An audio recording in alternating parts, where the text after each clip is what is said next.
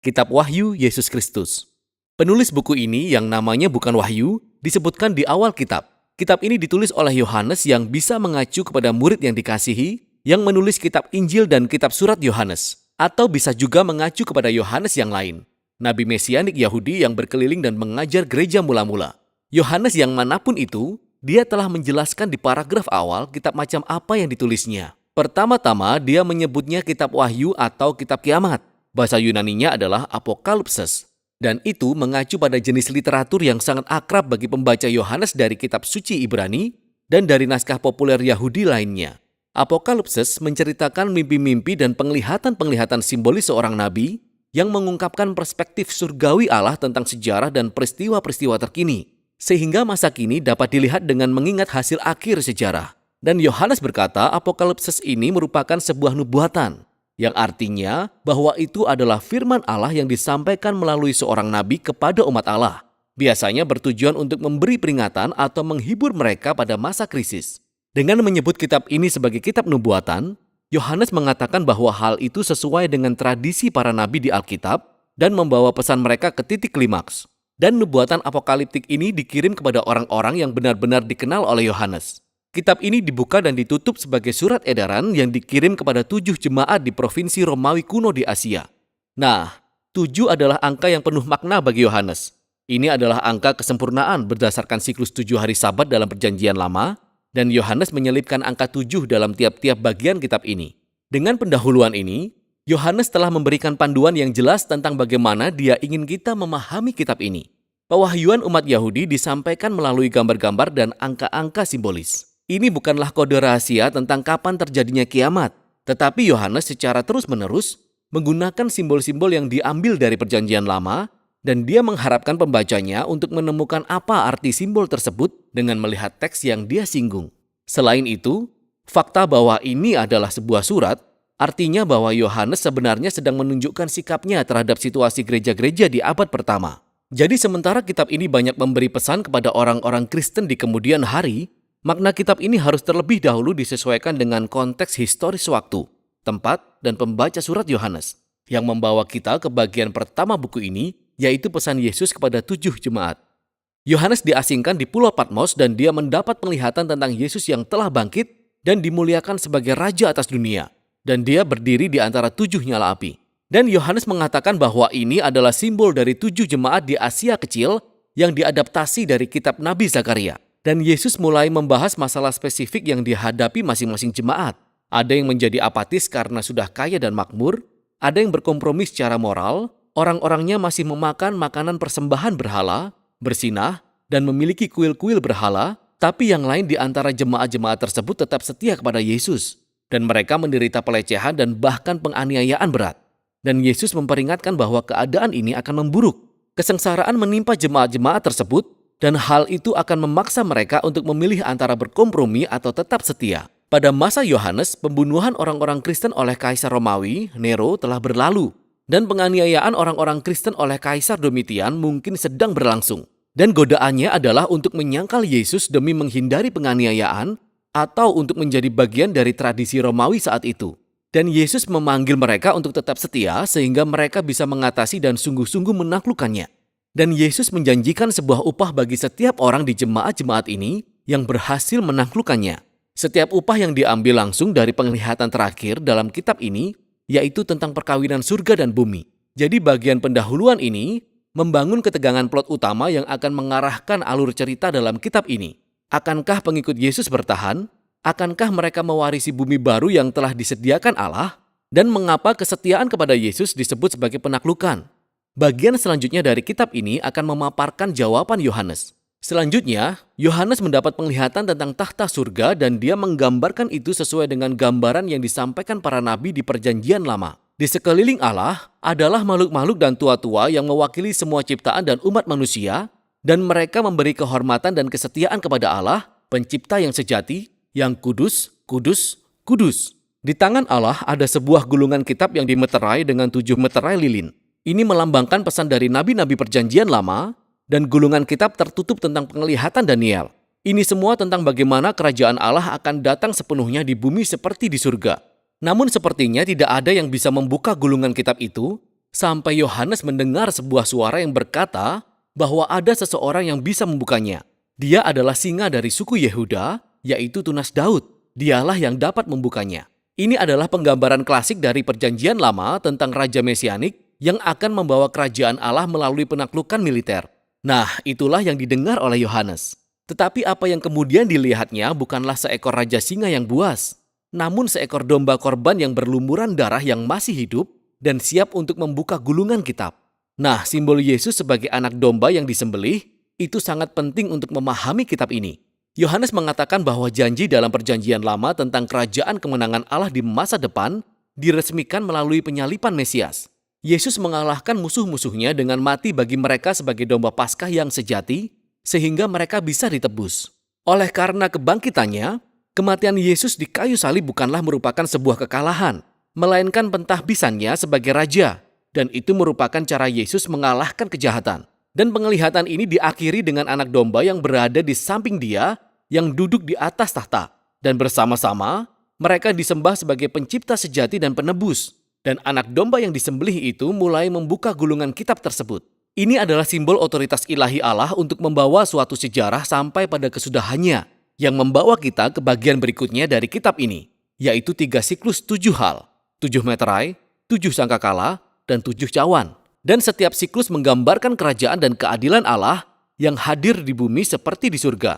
Nah, beberapa orang berpikir bahwa 3 rangkaian dari 7 penghakiman ilahi ini mewakili sebuah urutan linear sesungguhnya dari peristiwa-peristiwa yang terjadi di masa lalu, atau dapat terjadi sekarang, atau masih akan terjadi di masa depan ketika Yesus datang kembali.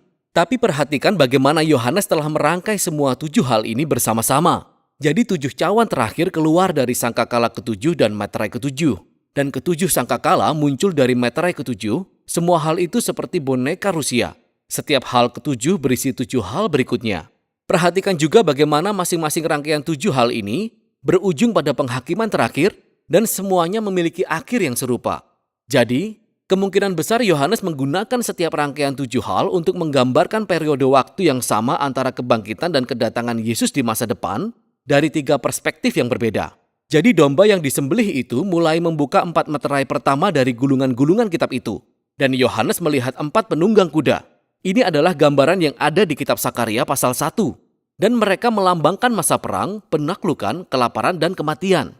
Yang tragisnya, ini adalah rata-rata hari yang terjadi dalam sejarah manusia. Kemudian meterai kelima melukiskan martir Kristen yang terbunuh di hadapan tahta surgawi Allah. Dan teriakan dari darah mereka yang tidak berdosa sampai kepada Allah seperti asap dari mezbah ukupan. Dan mereka disuruh beristirahat karena akan ada lebih banyak lagi orang Kristen yang akan mati. Kita tidak diberitahu mengapa, tapi kita diberitahu bahwa itu tidak akan berlangsung selamanya. Meterai ke-6 adalah tanggapan terakhir Allah atas tangisan mereka. Meterai ini mendatangkan hari kebesaran Tuhan yang digambarkan dalam kitab Yesaya dan Yoel. Dan orang-orang di bumi berteriak, "Siapa yang sanggup bertahan?" Dan kemudian tiba-tiba Yohanes menghentikan kisahnya dengan sebuah jeda untuk menjawab pertanyaan itu. Yohanes melihat malaikat membawa meterai Allah datang, sebuah tanda perlindungan bagi hamba Tuhan yang bertahan dalam masa-masa sulit ini. Dan Yohanes mendengar jumlah mereka yang dimeteraikan, yakni 144.000. Ini adalah sebuah sensus militer seperti yang ada di dalam Bilangan pasal 1. Masing-masing ada 12.000 dari 12 suku Israel. Nah, sekarang perhatikan. Angka laskar ini adalah apa yang didengar oleh Yohanes, sama seperti ketika dia mendengar tentang singa penakluk dari Yehuda. Namun dalam kedua kasus ini, apa yang kemudian terjadi dan dilihatnya merupakan penggenapan yang mengejutkan dari gambaran keprajuritan itu, yakni Yesus sebagai domba sembelihan. Jadi ketika Yohanes melihat pasukan mesianik dari kerajaan Allah ini, pasukan itu terdiri dari orang-orang dari segala bangsa sebagai penggenapan atas janji Allah di masa lalu kepada Abraham. Itu adalah pasukan multi etnis dari anak domba yang bisa berdiri di hadapan Allah karena mereka sudah ditebus oleh darah anak domba. Dan sekarang mereka disebut sebagai penakluk, bukan karena telah membunuh musuh-musuhnya, melainkan karena menderita dan menjadi kesaksian sebagaimana halnya dengan anak domba. Selanjutnya, meterai ke-7 dan yang terakhir akan dibuka. Tetapi sebelum gulungan kitab dibuka, 7 sangkakala peringatan muncul dan api diambil dari mezbah ukupan. Ini melambangkan jeritan para martir, dan itu dilemparkan ke bumi untuk membawa hari Tuhan kepada penggenapannya. Nah, Yohanes berhenti dengan 7 sangkakala dan dia menceritakan kembali kisahnya. Kali ini berdasarkan gambaran dari Kisah Keluaran. Jadi suara nyaring dari 5 sangkakala pertama mengulangi tulah yang dikirim ke Mesir. Dan kemudian sangkakala ke-6 melepaskan keempat penunggang kuda yang datang dari 4 meterai pertama. Tapi kemudian Yohanes berkata bahwa meskipun ditimpa semua malapetaka ini, bangsa-bangsa tidak bertobat, seperti halnya Firaun yang tidak mau bertobat di Kisah Keluaran. Jadi nampaknya penghakiman Allah saja tidak akan membawa orang untuk dengan rendah hati bertobat di hadapannya. Kemudian Yohanes menghentikan kisahnya lagi dengan suatu jeda lainnya. Seorang malaikat membawa gulungan kitab terbuka yang telah dibuka oleh anak domba itu. Dan sama seperti Yehezkiel, Yohanes disuruh memakan gulungan kitab itu dan kemudian menyampaikan pesan yang ada di dalamnya kepada bangsa-bangsa. Akhirnya gulungan kitab anak domba itu terbuka dan sekarang kita akan menemukan bagaimana kerajaan Allah akan datang ke bumi. Isi gulungan kitab tersebut disampaikan dalam 2 penglihatan simbolis. Pertama, Yohanes melihat bait suci dan para martir di mezbah, dan Yohanes diminta untuk mengukur dan memisahkan keduanya. Itu adalah sebuah gambaran perlindungan yang terdapat di kitab Sakaria pasal 2. Tetapi pelataran bait suci sebelah luar dijadikan sebagai pengecualian, karena itu akan diinjak-injak oleh bangsa-bangsa lain. Nah, sekarang beberapa orang berpikir bahwa secara harfiah, ini mengacu pada kehancuran Yerusalem yang terjadi di masa lalu atau yang akan terjadi di masa depan. Tetapi kemungkinan besar Yohanes mengikuti tradisi Yesus dan para rasul yang menggunakan bait suci yang baru sebagai simbol bagi umat perjanjian Allah yang baru. Dalam hal ini, itu adalah gambaran tentang bagaimana pengikut Yesus akan menderita penganiayaan oleh bangsa-bangsa. Namun kekalahan eksternal ini tidak bisa merenggut kemenangan mereka melalui anak domba. Gagasan ini dikembangkan pada penglihatan kedua dalam gulungan kitab. Allah menetapkan 2 saksi untuk menyampaikan nubuatan kepada bangsa-bangsa. Dan sekali lagi, beberapa orang berpikir bahwa ini mengacu kepada 2 nabi yang akan muncul di masa depan. Tetapi Yohanes menyebut mereka sebagai kaki Dian, yaitu salah satu simbol yang digunakan Yohanes bagi jemaat-jemaat. Jadi penglihatan ini lebih merujuk kepada peran kenabian pengikut Yesus yang harus mengambil jubah Musa dan Elia dan memanggil bangsa-bangsa penyembah berhala dan para penguasa untuk kembali kepada satu-satunya Allah yang benar. Tapi tiba-tiba muncul binatang yang mengerikan, yang mengingatkan pembaca tentang Daniel pasal 7. Dan binatang itu mengalahkan para saksi dan membunuh mereka. Tetapi kemudian, Tuhan membangkitkan mereka kembali dan membenarkan para saksi di hadapan para penganiaya mereka. Dan hasil akhirnya adalah bahwa banyak di antara bangsa-bangsa akhirnya bertobat dan memuliakan Allah pencipta di hari Tuhan. Sekarang berhentilah dan renungkan kisahnya sejauh ini. Peringatan Allah tentang penghakiman melalui meterai dan melalui sangkakala tidak serta-merta menghasilkan pertobatan di antara bangsa-bangsa. Sama seperti tulah-tulah yang malah membuat Firaun mengeraskan hatinya. Tetapi anak domba, ia mengalahkan musuh-musuhnya dengan mengasihi mereka, mati bagi mereka. Dan sekarang pesan dari gulungan kitab anak domba menyingkapkan misi dari bala tentara Allah, yakni gereja.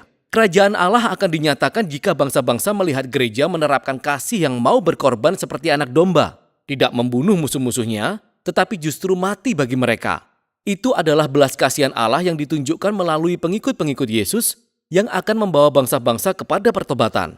Dan klaim yang mengejutkan ini adalah pesan dari gulungan kitab yang terbuka yang ditempatkan Yohanes tepat di tengah-tengah kitab ini. Selanjutnya, sangkakala ke-7 ditiup dan bangsa-bangsa tergoncang oleh karena kerajaan Allah datang di bumi sama seperti di surga. Jadi sekarang kita tahu bagaimana gereja akan memberi kesaksian kepada bangsa-bangsa dan mewarisi ciptaan baru.